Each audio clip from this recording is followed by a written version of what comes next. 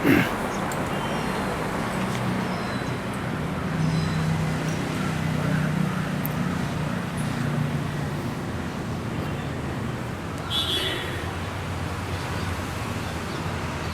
के तकरीबन 6 बजने के समय का वक्त है और काले बादल, बारिश के बादल छाए हुए हैं। वैसे तो ये महीना अप्रैल का है और अप्रैल में बारिश, पहली बार इतनी बारिश हो रही है पुणे में और अच्छा फीलिंग लग रहा है एक्चुअली दिस मोमेंट। एंड मुझे लगा कि आज मैं वो टॉर्न टॉरे की सेकंड जो मूवी है मलेना, उसके बारे में आपको बताऊं। जो मैंने सीरीज शुरू कर दी है कि must watch movies before you die. तकरीबन मैं 100 मूवीज़ पर बोलूँगा मिनिमम। वैसे तो बहुत सारे हैं लेकिन वो मैंने डिसाइड किया तो लगातार उस पर बोलते जाऊँगा। लगातार बीच बीच में मैं किताबें भी बोलूँगा कि दुनिया की महानतम किताबें, उसके ऊपर बोलूँगा।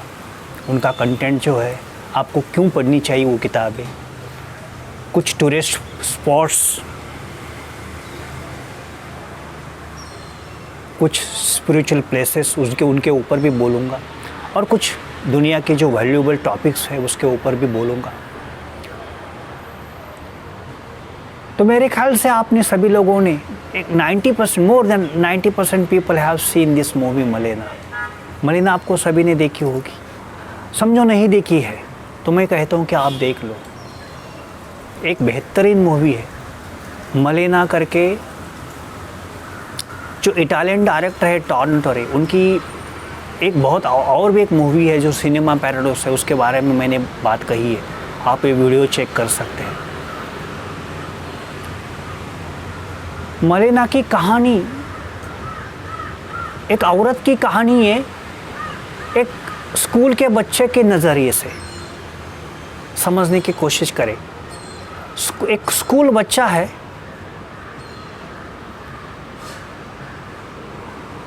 वो अपनी खुद की ऑटोबायोग्राफिकल, अपना खुद का आत्मवर्थ जो जिया है वो बोल रहा है, क्योंकि उसके ज़िंदगी में ना ऐसी चीज़ें होती है कि वो मलेना के ब्यूटी से, सौंदर्य से ऑब्सेस्ड हो जाता है, क्योंकि वो स्कूल बॉय है। अभी सब कुछ उसको नया लग रहा है, क्योंकि जब निसर्ग आदमी को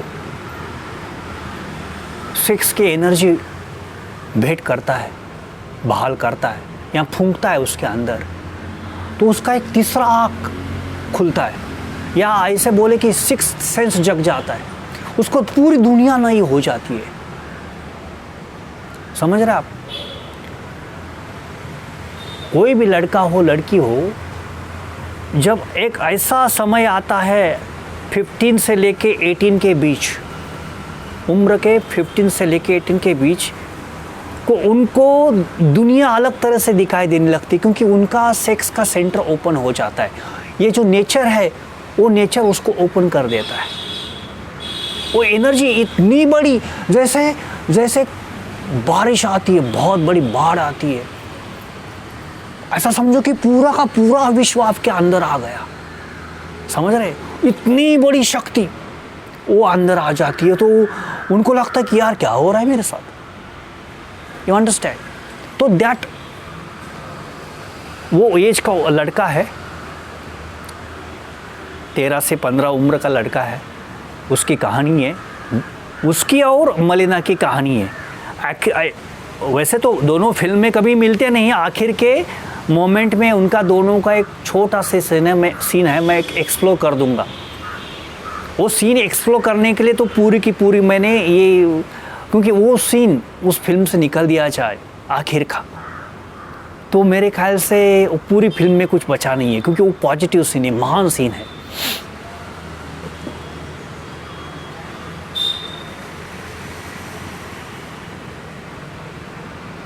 मुझे याद है कि मलेना जब मैंने सिनेमा पैराडाइस 20 साल पहले देखी थी, 2002 के आसपास या 2004 के आसपास।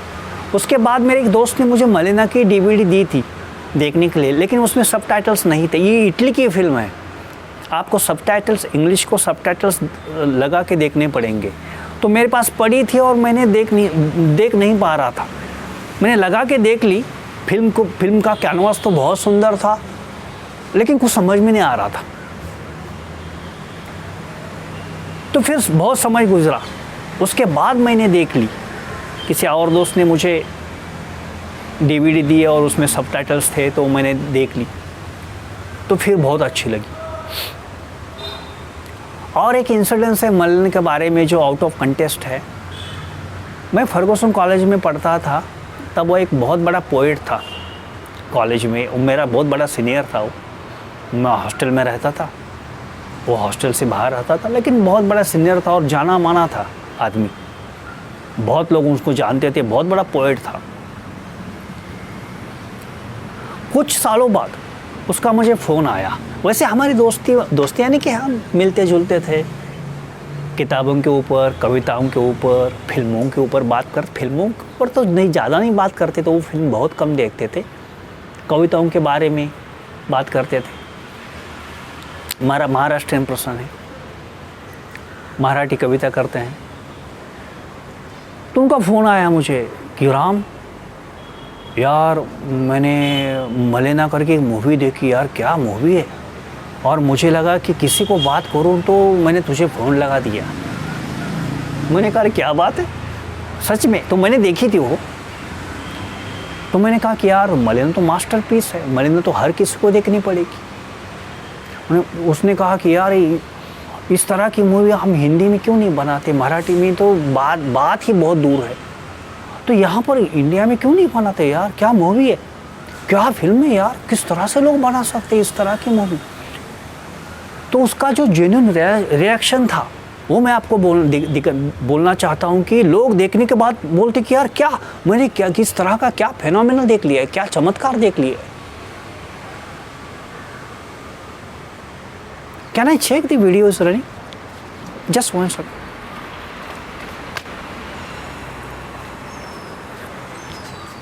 In this digital world, no one is other side. I am just alone here and speaking with you. क्या समय है, चलो ये भी सही, ये भी गुजर जाएगा।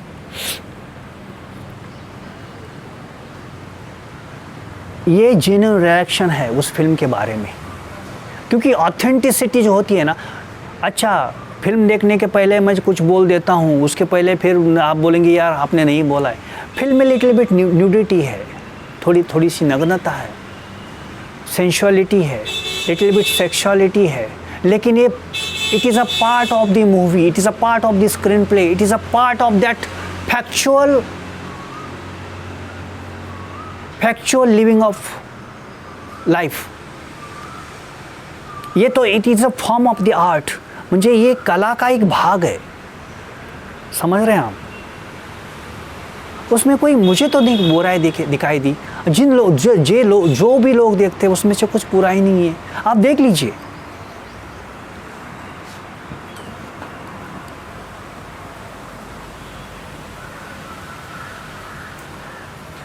A painter is creating a nude woman on the canvas.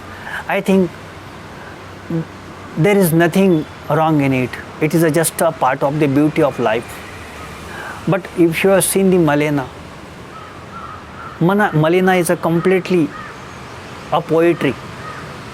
Okay, some scenes है, लेकिन वो आपको कुछ वल्गर नहीं लगेगी। तो एक बात, दूसरी बात कि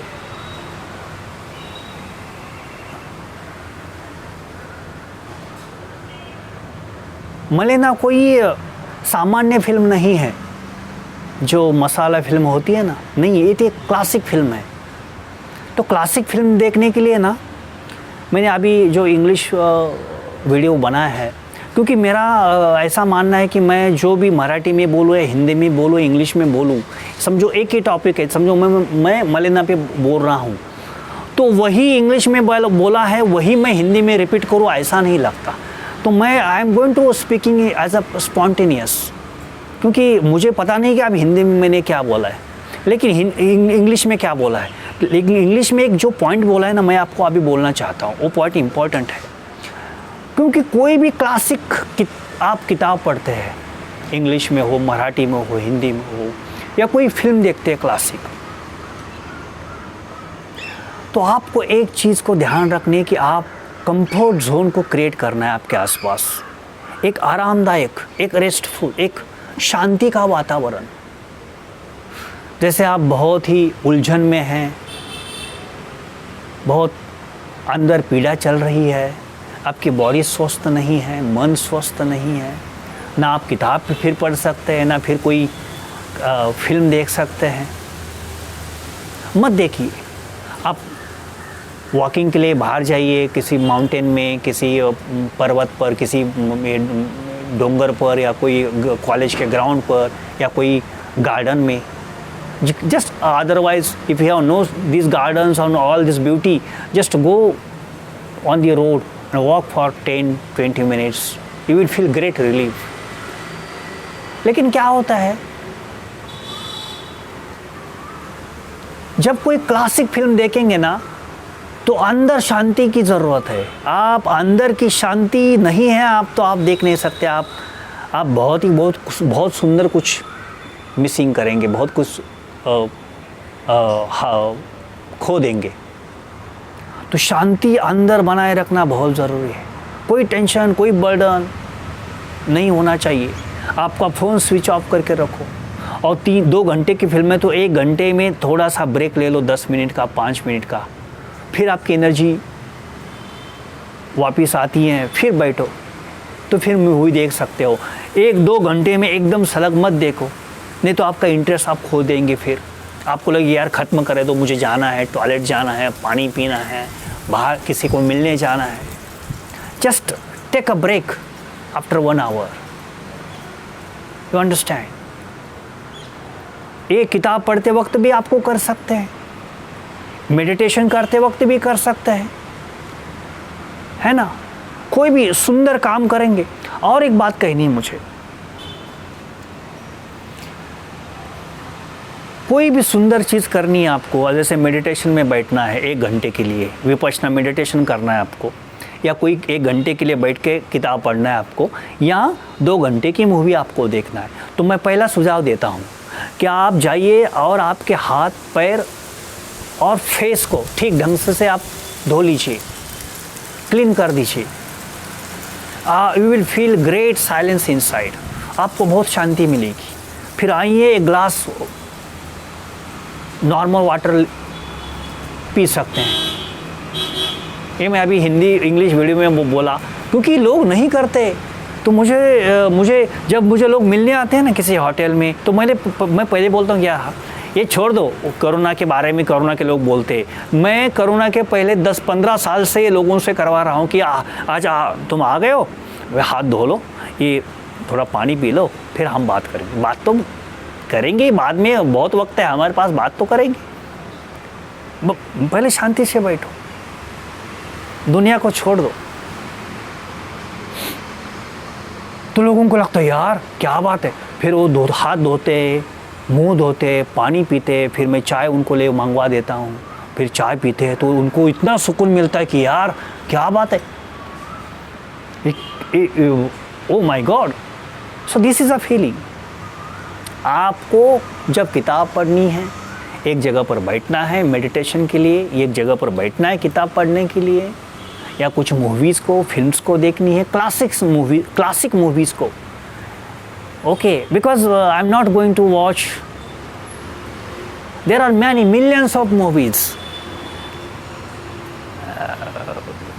how can people watch? Because movies कितनी कंफ्यूज्ड मूवीज़ बहुत सारे हैं, बहुत कुछ है, बहुत।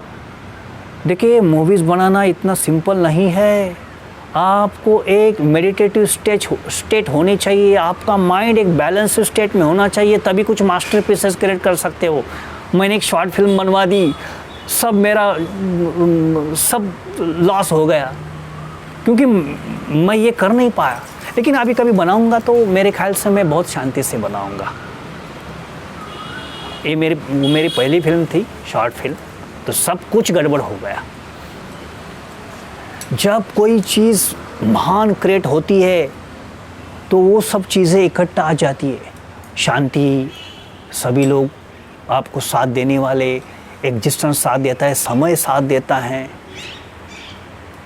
छोटी मोटी चीज़ें साथ देने लगती हैं, तब वो चीज़ें, वो जो भी इन्वेंशन हो, किताब हो, वो महान हो जाता है, या कोई फिल्म हो या संगीत हो, वो महान हो जाता है। तो मलेना ये बहुत ही मेडिटेटिव स्टेट से क्रिएट की गई फिल्म है, एक महान फिल्म है। मैंने आखिर का सीन एक्सप्रेस किया नहीं, शायद मैं आखिर का सीन एक्सप्रेस कर दूंगा और स्टॉप कर दूंगा। आपको समझ में आ गया होगा कि ये फिल्म एक लड़के के स्वगत से, यानी कि ऑटोबायोग्राफिकल वॉइस ओवर से आगे बढ़ रही है, और ये एक औरत के आसपास घूम रही है। मलेना का जो किरदार किया है वो मोनिका बेलोसी ने किया है। Actually what is I don't know the great pronunciation of Bellucci. Monica Bellucci, she is a very famous actress, famous artist in the world cinema. She is a so beautiful woman. Okay, you just watch it. What a beautiful she is.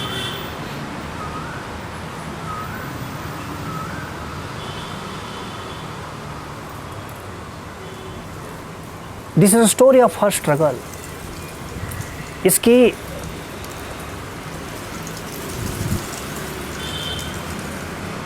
वो उस village में, उस गांव में कैसे अकेले जीती हैं, कैसे संघर्ष करती है।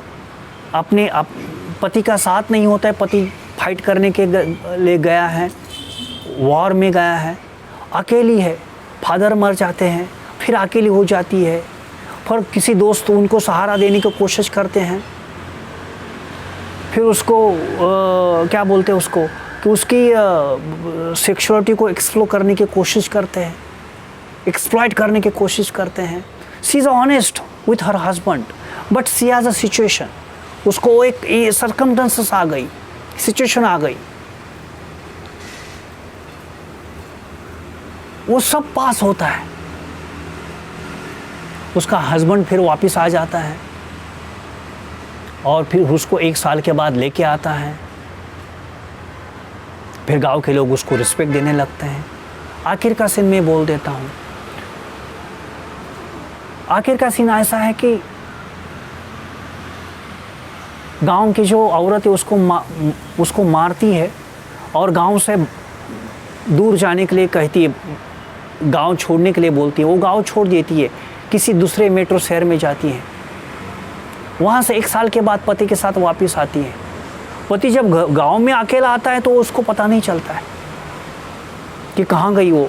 तो वो छोटा बच्चा लेटर लिखता है, छोटा जो स्कूल किड है, कि मैं तुम्हारी बीवी को जानता हूँ, तुम्हारी बीवी तुम्हारे साथ उसका बहुत बड़ा लगाव है, बहुत बड़ा प्रेम है। किसी और पुरुष को वो नहीं चाहती, लेकिन उसकी ज़िंदगी बहुत ही दुख से गुजर चुकी है यहाँ इस गांव में। लेकिन मैं ये कहना चाहता हूँ कि वो तुम्हारे बहुत बहुत प्रेम में है। और वो उस गांव में, वो गांव का नाम लिखता है, उस गांव में गई हैं, उस मेट्रो सिटी में गई हैं। 1 साल के बाद वो ढूंढ निकालता है और उसको लेके आता है गांव में। गांव के लोग उसको रिस्पेक्ट देने लगते हैं फिर से, क्योंकि उसके साथ अभी हस्बैंड है, पति है उसका। आखिर का सीन ऐसा है कि वो कुछ फ्रूट्स खरीदने, फल सब्जियां खरीदने मार्केट जाती हैं। समंदर के बीच, सागर के सामने मार्केट है। इटली बहुत सुंदर है। कई मेरे दोस्त बोलते कि पूरा यूरोप ही सुंदर है, यूरोप की पूरी कंट्री सुंदर है, क्लीन है, कल्चर बहुत सुंदर है।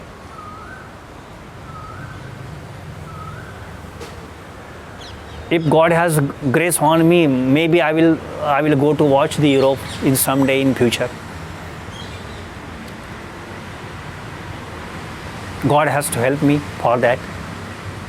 God means like I'm not believing in any kind of this God. God is for me like nature. This tree, have you seen the tree behind it? This tree is God to me.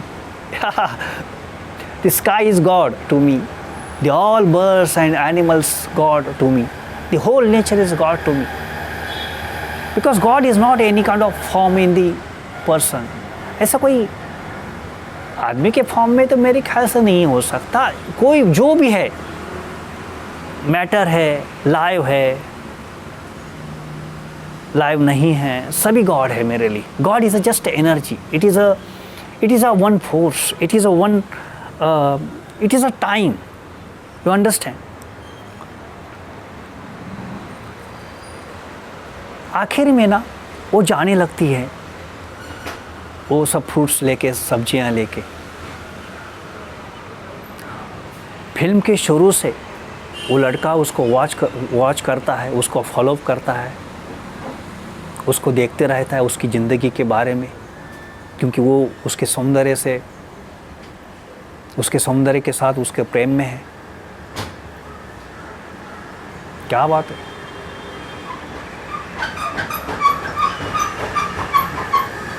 वो जो scene है ना, आप देख लीजिए और comment कीजिए नीचे. Only for that scene. वो जो आखिर का सीन है उसके लिए मैं बात कर रहा हूँ कि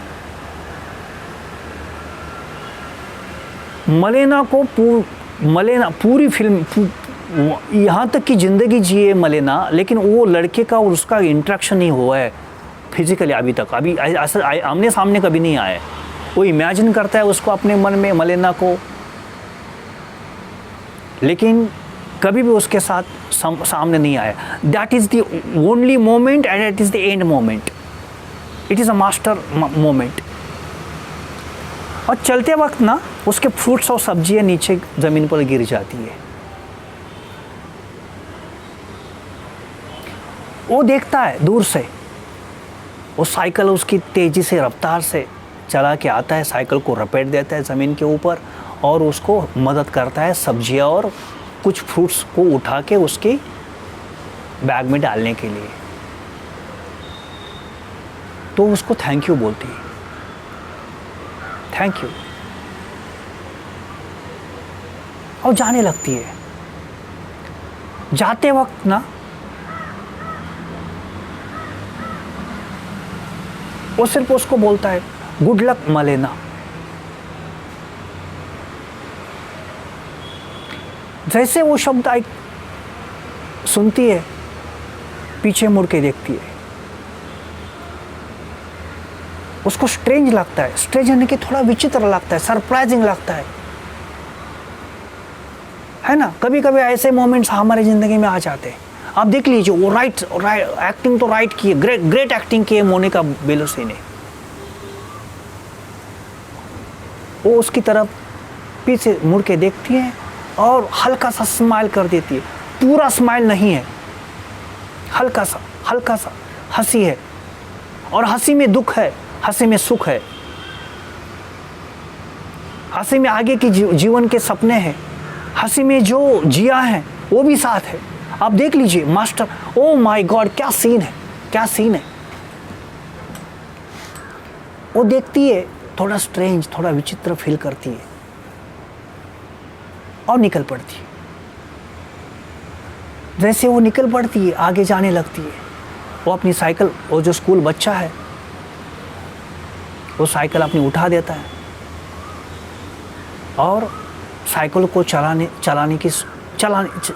का ट्राई करता है, चलाता रहता है. और वहाँ पर उसका स्वागत आता है. स्वागत यानी कि वॉइस ओवर आता है.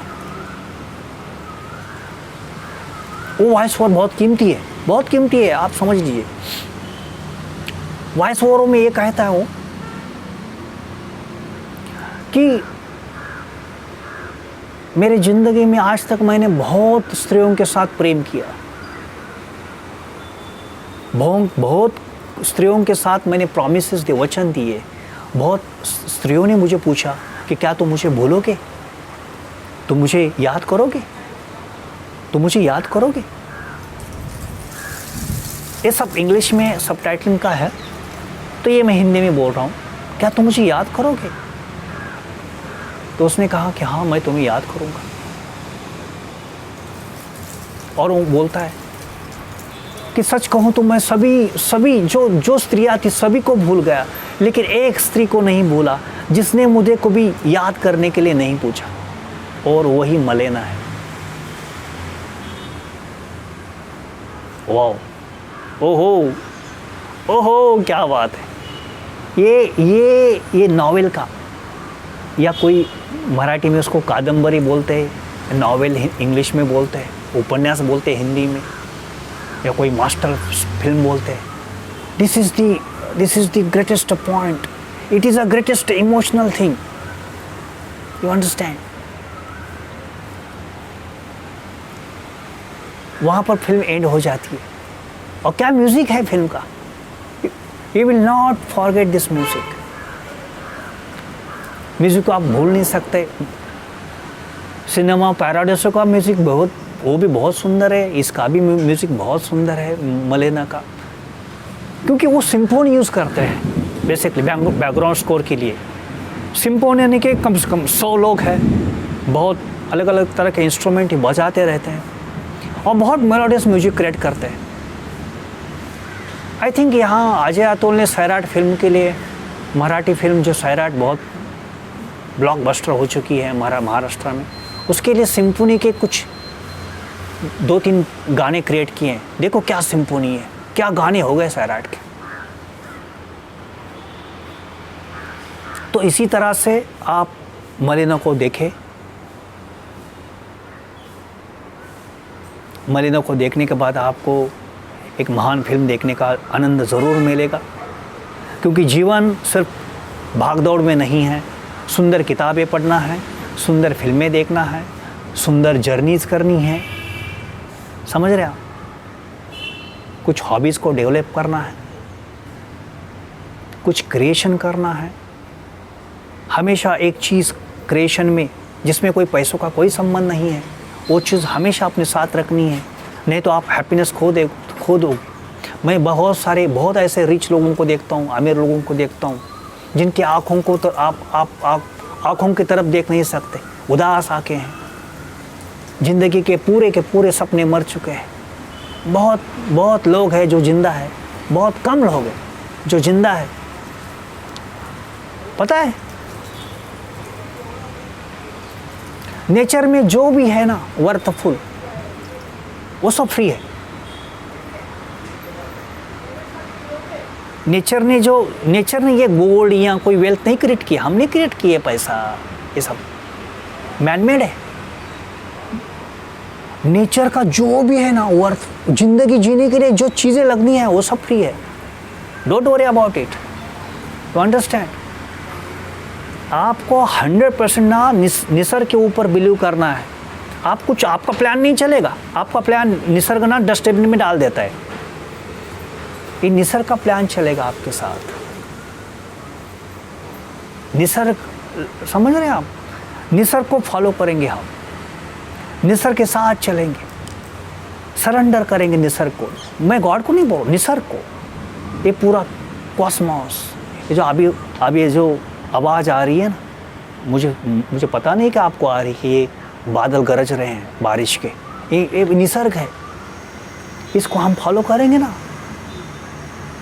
जिंदगी एक, मेरे ख्याल से एक नृत्य बनेगी, एक संगीत बनेगी, समझ रहे हैं, एक महान काव्य बनेगी, और आपको जीने में एक मज़ा आने लगेगा, सुकून मिलेगा, और लगेगा कि यार मैं आ गया हूँ इस धरती पर।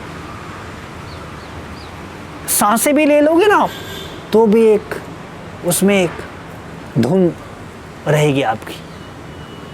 चलो, ये अलग तरह से हो रहा है। मेरा चैनल आप सब्सक्राइब करें। मैं महान किताबें के ऊपर भी बोलने वाला हूँ। मेरे पास बहुत सारी किताबें पढ़ी, एक के बाद उस पर बात करूँगा, महान फिल्मों के ऊपर बोलूँगा। आप सब्सक्राइब करो, आप सभी दोस्तों को साथ शेयर करो, सभी सोशल मीडिया पे शेयर करो, क्योंकि हमारे जीवन ना एक पूरा का पूरा एक दूसरे के ऊपर अवलंबित है, समझ रहे? आप ये शेयर नहीं करेंगे तो ये डिजिटल वर्ल्ड में हम जी रहे हैं। अभी आर्टिफिशियल इंटेलिजेंस आने वाले हैं, वो तो उसके ऊपर भी मैं बोल दूंगा कि क्या कितनी बड़ा अटैक होने वाला आर्टिफिशियल इंटेलिजेंस का।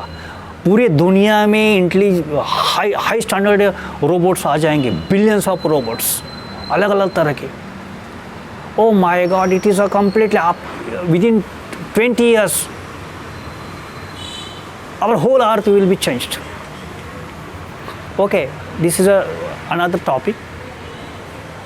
So subscribe my channel, and I am giving you my wishes to watch this movie, and comment under the section of YouTube how you are feeling that movie, and what is your perspective about this movie, and how what message or what poem or what kind of meaning you have searched from it. Because each and every story, even small stories, is a lighthouse. It is like a torch in the darkness. We have to use that torch to walk in the darkness. The stories, all stories, small stories, big stories, they are like stars. They are like lights in the darkness. Okay, so enjoy. Have a good evening to you, because I have to go walk for evening walk. Happy evening to you.